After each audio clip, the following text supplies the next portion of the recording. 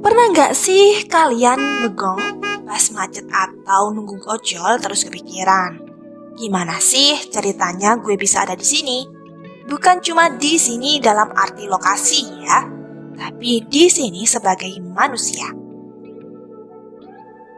Kita ini spesies yang aneh.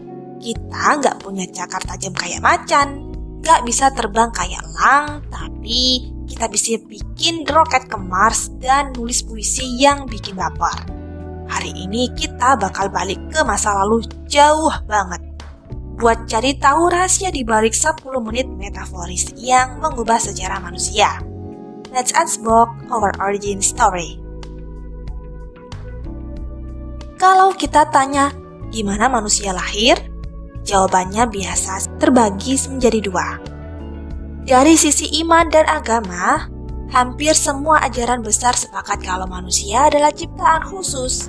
Ada sosok manusia pertama atau seperti Nabi Adam, yang diciptakan dengan derajat yang lebih tinggi, punya akal dan ditiupkan ruh.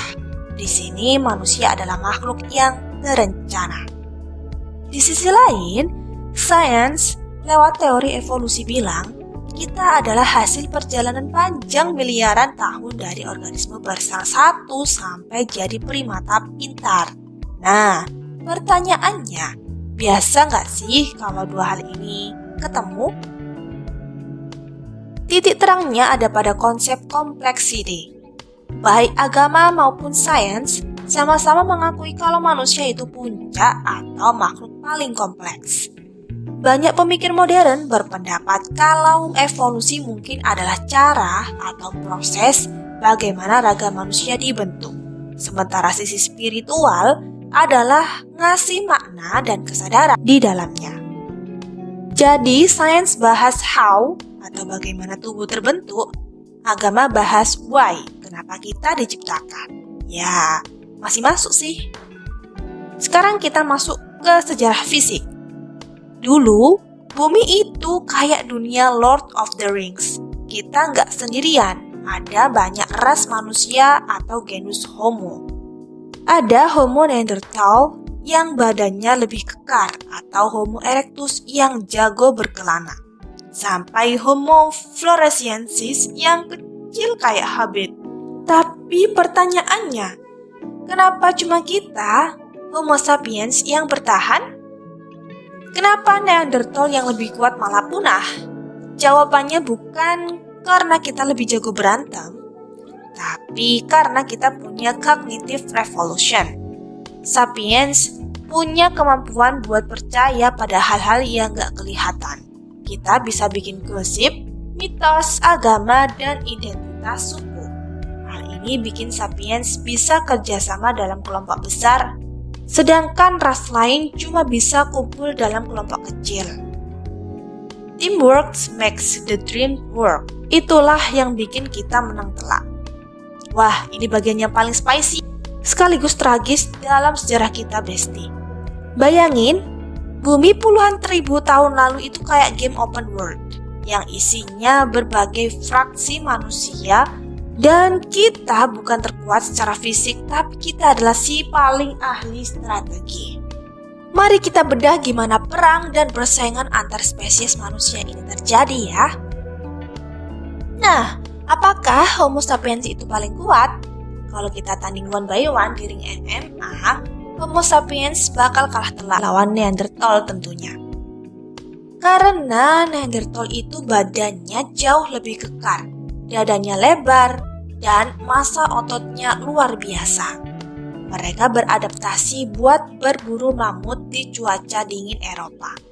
Satu pukulan Neanderthal bisa bikin sapiens pingsan.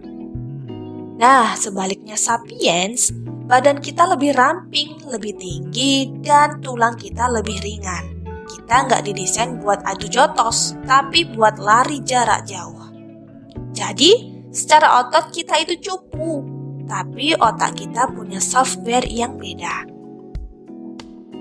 Terus kalau kita ngomong tentang strategi, sapiens itu akan menang karena strategi silent war.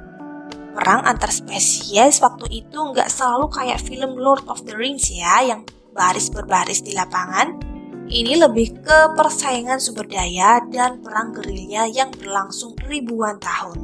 Nah, Neanderthal itu pemburu jarak dekat. Mereka pakai tombak berat yang cara pakainya harus ditusuk langsung ke mangsa. Nah, strategi Sapiens, kita nemuin teknologi atlat atau pelontar tombak dan kemudian busur panah. Dampaknya, kita bisa bunuh musuh dari jarak 30 hingga 50 meter. Sapiens bisa nyicil populasi spesies lain tanpa perlu kena pukul. Ini adalah strategi unfair advantage. Nah, dari segi bahasa, ini kedengarannya lucu, tapi beneran ya, Neanderthal komunikasinya terbatas. Sapiens punya bahasa yang sangat kompleks. Nah, strategi Sapiens, kita bisa bikin rencana yang rumit.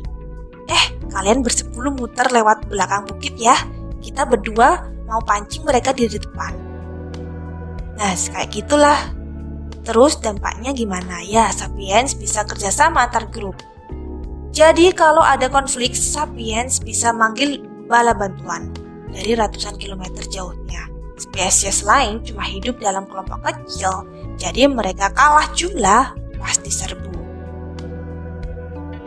Terus, Sapiens itu spesies yang suka networking. Para arkeolog nemuin cangkang laut di pemukiman Sapiens yang jauh dari pantai. Nah, artinya kita udah kenal dagang atau barter. Dampaknya apa? Ya, pas musim paceklik atau kelaparan, Sapiens punya teman buat minta tolong atau tukar makanan. Spesies lain yang soliter atau cuma setia sama grup kecilnya, maka bakal mati. Atau ya karena bakal mati kelaparan pas sumber daya habis. Terus ada genosida atau asimilasi. Ada dua teori besar kenapa spesies lain hilang. Ya bisa jadi karena genosida. Sapiens yang datang dari Afrika mulai bersihin wilayah yang ditempati spesies lain lewat kekerasan dan monopoli makanan. Terus ada juga yang jelasin dari teori asimilasi. Kita nggak cuma perang, tapi juga kawin silang. Buktinya, orang non-Afrika zaman sekarang punya sekitar 1 hingga 4% DNA Neanderthal. Jadi mereka nggak benar-benar punah, mereka melebur ke dalam kita sampai karakteristik fisiknya hilang. Nah, kesimpulannya gimana? Sapiens menang karena akal bulus? Ya, betul. Sapiens bertahan bukan karena kita jago berantem, tapi karena kita lebih efisien soal kalori. Badan ramping butuh makan lebih dikit dibanding badan kekar Neanderthal. Terus kita punya imajinasi buat bikin strategi dan teknologi. Kita juga makhluk sosial yang bisa bikin organisasi besar. Jadi, bumi itu dikuasai sama kita bukan karena kita paling dominan secara fisik, tapi karena kita spesies paling licin dan jago kerjasama. Terus apa sih yang bikin kita benar-benar beda dari hewan paling pintar sekalipun? Ada 3 poin utama. Bahasa yang kompleks.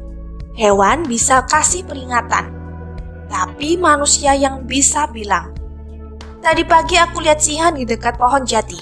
Kayaknya dia lagi lapar. Mending kita jangan kesana ya besok." Masa ada kera bilang kayak gini?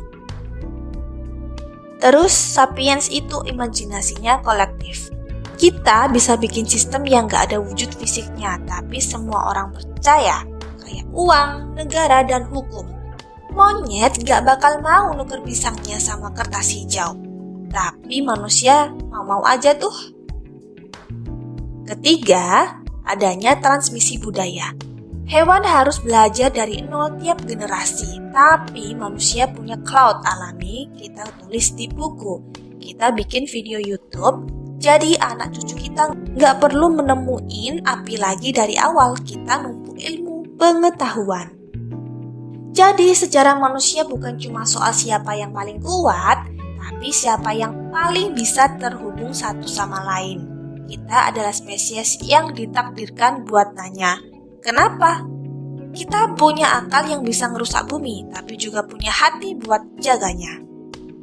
Kalian adalah hasil dari jutaan tahun survival dan doa-doa leluhur yang gak terhitung jumlahnya. You are special. Jadi, jangan sia-siain 10 menit ini yang udah dikasih ke kalian ini buat hal-hal yang gak berguna ya. Kalau kalian bisa milih, kalian lebih bangga jadi bagian dari evolusi yang panjang atau ciptaan yang istimewa? Tulis di kolom komentar ya. Jangan lupa like, share, dan subscribe buat terus belajar sejarah. Stay human, stay awesome. Bye-bye.